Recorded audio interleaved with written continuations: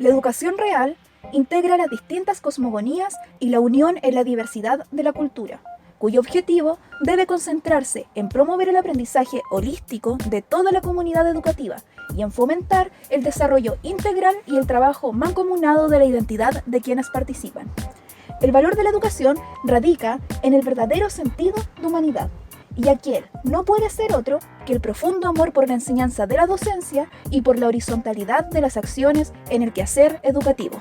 Ahora, Chile refleja una educación real más allá de las normas legales que ratifica la inclusión intercultural. ¿Qué aspiraciones y posibilidades puede tener un docente en cuanto a la educación no convencional en nuestro país? Estos y otros cuestionamientos serán desarrollados en el transcurso de la siguiente presentación.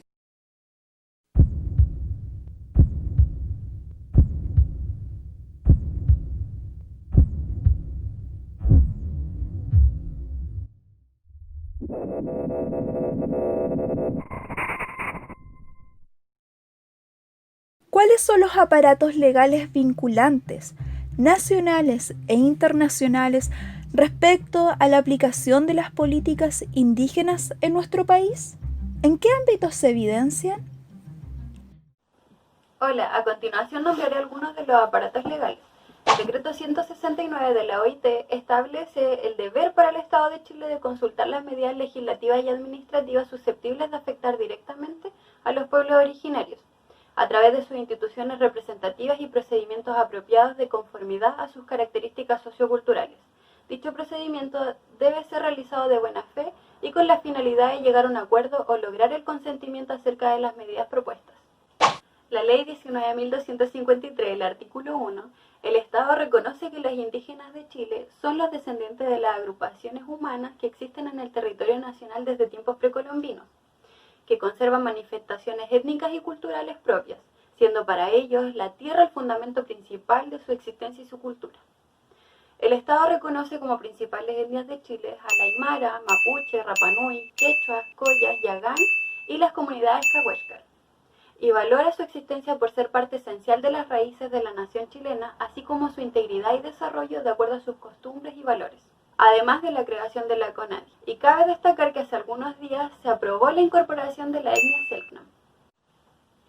Por último, el programa Orígenes, que consiste en mejorar de manera sostenible las condiciones de vida de las comunidades de los pueblos Aymara, Atacameño y Mapuche en el área rural, y promover su desarrollo con identidad particularmente en los ámbitos económico, social, cultural, ambiental y jurídico. Cabe agregar que el programa Orígenes ha apoyado especialmente en los ámbitos educacional y de salud intercultural. Otro de los ámbitos de los aparatos legales es el fortalecimiento de las comunidades e instituciones públicas, el desarrollo productivo, la educación intercultural y el rescate de la cultura, además del Fondo para Tierras y Aguas Indígenas administrados por la Corporación y la Comisión de Desarrollo de Isla de Pascua. En materia de educación se han realizado 3 consultas por el convenio 169 de la OIT. 1. Sobre los planes de estudio para la enseñanza de lenguas aymara, quechua, rapanui y mapuzungún para segundo básico.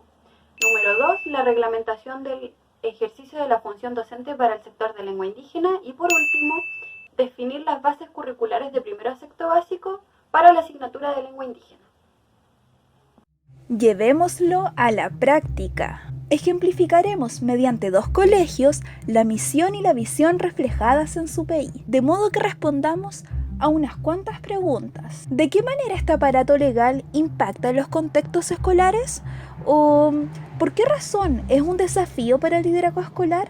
¿Cómo y cuáles son los cruces posibles entre estos aparatos legales y el liderazgo escolar? Liceo Intercultural Técnico Profesional Guacolda de la comuna de Cholchol. Es una comunidad educativa confesional de carácter intercultural que imparte las especialidades de administración, gastronomía, atención de párvulos y atención de enfermería. Todo esto acompañado de un currículum complementario con contenido de aprendizajes en lengua, cultura y cosmovisión mapuche. Dentro de su proyecto educativo se enseña la lengua mapuche al mismo nivel que el castellano, además de tomar en cuenta dentro de todas las asignaturas la perspectiva sociocultural mapuche y occidental. Todo esto tomando en cuenta que el 90% del alumnado es de origen mapuche y enmarcado dentro del total de alumnos y alumnas un porcentaje de 96.6% de estudiantes en posición de vulnerabilidad social. Es importante manejar toda esta información tomando en cuenta que el sistema educacional chileno, dentro de sus objetivos y contenidos, ignora las diferencias étnicas culturales propias del territorio geográfico donde se encuentra ubicado el establecimiento, por lo que este proyecto educativo nace en respuesta a la impertinencia cultural del Ministerio de Educación y se plantea el desafío de implementar un modelo educativo intercultural para contribuir al desarrollo del pueblo-nación mapuche dentro de la sociedad occidental actual. La manera en que la ley se implementa se puede ver explícito en su sello educativo, el cual entrega 4 puntos específicos que buscan evidenciar la pertinencia del contexto en el que se implementan. 1.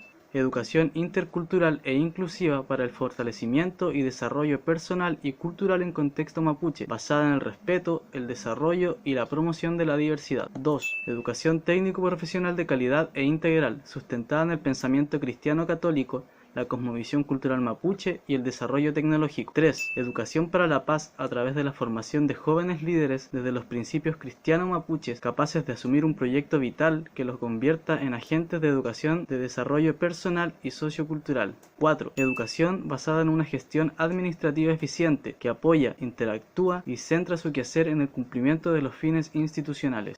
Así es como ofrece una propuesta de innovación educacional que actúa en respuesta a un sistema de educación monocultural, abriendo espacio para la equidad y el correcto desarrollo del pueblo mapuche dentro de la sociedad occidental, guiando una búsqueda para el buen proceso de adaptación a un sistema diferente al propio. Claro ejemplo de esto es la propuesta de su propio currículum con objetivos como desarrollar desde la perspectiva intercultural de competencias profesionales que sean conscientes de su realidad sociocultural, con orgullo de sus orígenes y preparados para contribuir a mejorar sus condiciones. Todo esto desde los principios de una educación liberadora basada en los conceptos educativos contextualizadores de Paulo Freire, pero con una perspectiva religiosa. Bien, el PI más actualizado que comparten en la página web institucional, el cual corresponde al año 2006, solo nombra explícitamente la ley indígena número 19.253, se puede considerar que esta ley de igual manera influye en los marcos curriculares, debido a que por normativa debe considerar el currículum nacional obligatorio y regirse por estas normas. De esta manera igualmente cumple con los dictámenes propuestos por la ley nacional. Tomando en cuenta todo lo anterior, es evidente que todo este proyecto educativo se puede considerar un desafío para el liderazgo escolar, debido a que es un proyecto único que se diferencia de los proyectos tradicionales de educación, haciendo que exista una constante tensión entre el choque de 3 formas de ver y comprender el mundo totalmente diferentes, como es la visión del pueblo nación mapuche, la mirada occidentalizada de la República de Chile y la visión religiosa de la Congregación Católica Cristiana. Esto puede ser un punto de constante encuentro y tensión, ya que se debe tomar en cuenta por parte de los organismos de liderazgo y gestión escolar el constante encuentro de 3 formas distintas de ver, entender, comprender y proponer instancias para la enseñanza intercultural en un contexto tan especial como el que se da en la región de la Araucanía. A continuación, la profesora de lenguaje del Colegio Guacolda, Hilda Figueroa, nos comenta su experiencia educativa en este establecimiento educacional. Trabajar en un liceo intercultural es un tremendo desafío para los docentes. Primero porque nos implica hacernos cargo y hacernos parte de un conocimiento que no es el que todos tenemos dentro de una sociedad occidental. Aparte, ese conocimiento también implica saberes, también implica una espiritualidad distinta y educar en torno a esa pertinencia cultural. Desde el punto de vista de lo idiomático también es muy importante. Yo hago clases de lenguaje, pero en todas las asignaturas se incluye parte de la lengua mapuche, entendiendo que es parte importante, que es un componente esencial de la cultura. Y también tener muy claro que si bien estamos reforzando identidades que muchas veces vienen dañadas en estudiantes que han sufrido de discriminación por su origen étnico, los estamos preparando para una sociedad globalizada, en donde van a tener que aportar desde su saber mapuche, pero con todas las herramientas de la cultura occidental también. Por otro lado, el Colegio Lorenzo Baeza Vega de la Isla de Pascua es un espacio educativo dinámico que busca responder a las diversas necesidades de sus integrantes en el entorno social y cultural en el que se encuentra inmerso. Es el único colegio de la isla con educación parvularia, educación básica de adultos sin oficios y también cuenta con un programa de integración escolar para aquellos estudiantes que presenten necesidades educativas especiales. La matrícula total es de 523 estudiantes con un promedio de 23 alumnos por sala.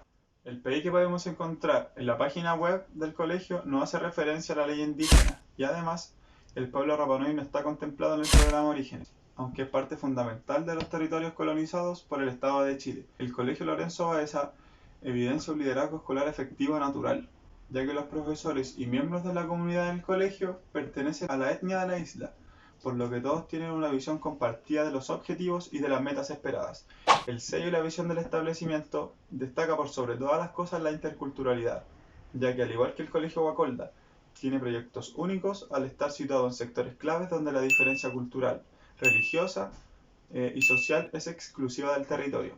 Los dos colegios intentan flexibilizar el currículum y logran adecuarse a las múltiples variables y cambios en cuanto a la educación contemporánea. Es por esto que la comunidad educativa está en una constante lucha en contra de la imposición de los parámetros a los cuales estos dos pueblos están sometidos bajo el yugo de las creencias de la moral educativa del Estado. El colegio se constituye como uno de los más importantes en cuanto a formación integral y al fortalecimiento de la interculturalidad, ya que considera un importante valor el rescate de la lengua y de la cultura de Rapa Nui, de la que se hace cargo a través del programa de educación intercultural bilingüe, que está en la Ley Indígena 19.253, que plantea el derecho inalienable, el uso de la lengua Rapa Nui, la preservación y mantención como parte de la distinción cultural del pueblo. De igual manera, comprender que muchas lenguas, como la Rapa Nui y otras, son de tradición oral, por lo que se le da un valor esencial al componente verbal, sin dejar de lado los aprendizajes del currículum nacional. Cabe destacar que el colegio cuenta con un denominado saber educador, es decir, un adulto mayor el cual conoce todos los ámbitos relacionados con los territorios acuáticos, la espiritualidad, cosmovisión, es conocedor de la conformación de los distintos clanes y además es un experto hablante de la lengua. A diferencia del sabio educador, los educadores tradicionales desempeñan la función de mediadores y facilitadores de la interculturalidad. Pero, ¿realmente la ley indígena resulta suficiente para abarcar y dar cabida a la educación integral e intercultural que se nos plantea? ¿Cómo podemos responder afirmativamente a esto si en nuestro país se sigue aplicando la ley antiterrorista al pueblo mapuche? En este sentido, ¿cómo funcionan las consultas indígenas? ¿Qué pueden hacer al respecto los organismos internacionales? Y como todas las cosas, tiene su otra cara de la moneda. En lo que refiere a la ley 19.253, esta pretende ser modificada por el Ejecutivo para dejar desprotegidas tierras que en la actualidad necesitan de mucha mayor protección legal, hecho que va en contra de lo expuesto en el convenio 169 en el mismo. Se pretendía realizar esta modificación a través de la misma consulta indígena, que es un método que existe en esta misma ley, para poder expropiar y usurpar dentro del marco legal estas tierras ancestrales. Respecto al decreto 169, este proclama explícitamente en su artículo 3, punto 1, que los integrantes de los pueblos originarios gozan de igualdad de trato, libertad y derechos humanos, sin obstaculización ni discriminación, lo que no ha sido el caso para Chile, puesto que desde hace 2 décadas se ha estigmatizado y criminalizado la consigna mapuche y todo lo relacionado con este pueblo originario, utilizando como principal aparato legal contra ellos la ley antidiscriminación. Entre el 2000 y el 2016 hubo 21 casos en que se intentó aplicar la ley antiterrorista con 108 personas imputadas, de las cuales 9 personas mapuches fueron condenadas por delitos terroristas, circunstancias que llevó a la condena del Estado de Chile por parte de la Corte Interamericana de Derechos Humanos el año 2004 por violar derechos fundamentales garantizados por la Convención Americana a 8 miembros del pueblo mapuche. Esto llevó a una revisión de la forma en la que se utilizaba la ley antiterrorista por el Estado chileno por parte de la misma Corte Interamericana de Derechos Humanos, la cual sentenció que Chile violó el principio de legalidad y el principio de presunción de inocencia y ordenó modificar esta legislación. Lo anterior se puede constatar con lo siguiente. La parte 9 del decreto 169 dice: la aplicación de las disposiciones del presente convenio no deberá menoscabar los derechos y las ventajas garantizados a los pueblos interesados en virtud de otros convenios y recomendaciones, instrumentos internacionales, tratados, leyes, laudos, costumbres o acuerdos nacionales. Por tanto, el decreto no tiene la autonomía suficiente para estar sobre acuerdos constitucionales si así quisiera el Estado chileno. Al final nada puede ser ideal. Y a continuación, Entonces, ¿cuál vendría a ser la importancia de aprender estas leyes en la formación inicial docente?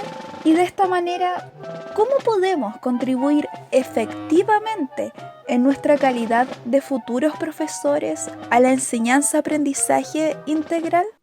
Al momento de pensar en cualquier transformación pedagógica o actualizaciones al currículum nacional, es vital pensar en el rol docente, puesto que es quien guía el proceso de aprendizaje dentro de los establecimientos educacionales. Por tanto, Un docente preparado y comprometido significa educación de calidad, pero la formación inicial docente, universidades, ¿están preparando adecuadamente en alineación con las políticas indígenas o nos estamos encontrando con estos choques en la práctica laboral, es decir, aula de clases? Las políticas e iniciativas indígenas en Chile contemplan distintos ámbitos sociales, como el trabajo, la salud, la seguridad o el territorio.